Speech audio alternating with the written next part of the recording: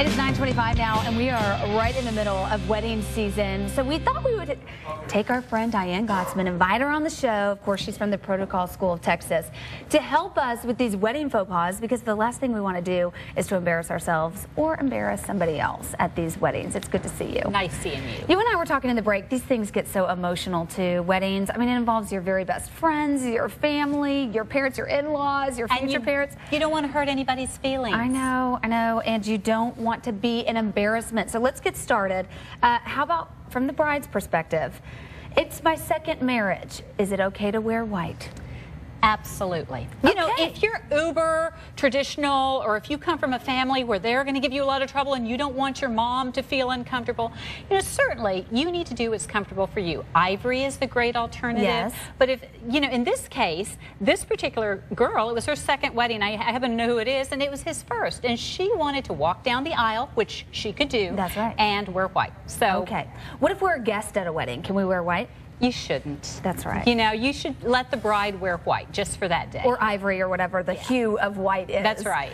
Okay, how can I let people know if I don't want kids at my wedding reception? Oh, that's so hard. That's a toughie. It is. But you know what? It's the bride's day and it's the groom's day. And so you don't put it on the invitation, but it's word of mouth. And you know, nowadays stationers, this is their biggest complaint. I know. Is that you're not supposed to do it, but you know, brides and grooms want it on there, so they put it on the reply card, and what they say is adult reception. Adult reception. And then that way you don't use the word no, right, or only. No kid zone. You know, that would be a big faux pas. You know, something I learned too when I was getting married, if you just can't have any kids. You can't say no kids and then have a few kids there. That's right. There it's can either be one or all, right? No exceptions. None you or all. know, Yeah. not for one family and then another. What about being guested on the invitation? If I'm not guested, do I need to show up alone? Yes. Can I call the bride and say, hey, I want to bring my boyfriend? Well, partner, so friend? Carrie, if they invite you and not your husband, then it's probably an oversight. So certainly you call and say, you know,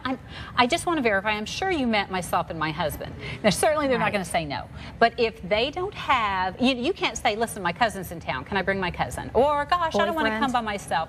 Boyfriend, you know, sticky. It's still a head count. I know. So if it's not on the invitation, it's generally a no. Okay, here's another question. When is the best time to give the couple the gift? And remember the gift, y'all. Early, in advance, because you don't want to be lugging that big, heavy toaster, or you don't want to bring a little card that has a check enclosed and they lose it. So it's always best to send it ahead. How long do I have to RSVP? A very short window, because they're counting. They're counting who's coming. So within a week. And they're paying for you too. Let's talk about black tie. What's the difference between black tie optional and black tie? Black tie is very specific. Black tie doesn't mean a black tie. It means tuxedo for men and a long dress for women.